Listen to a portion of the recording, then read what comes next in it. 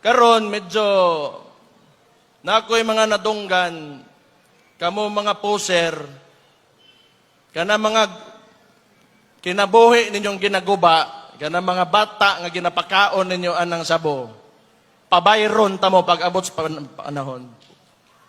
Kining imanin ninyo, pabayron tamo pag abot sa panahon. Swerte lang mo karon kay ingon pa sa igsoon sa presidente, bangag kuno og adik iyang igsoon.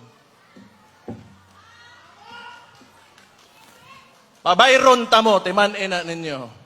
Muna ang karon pa lang, ginalista ko na inyong mga pangalan. Paghuwat mo, because there will be a day of reckoning inyong mga gidadaot na pamilya o mga utok sa itong kabatanunan.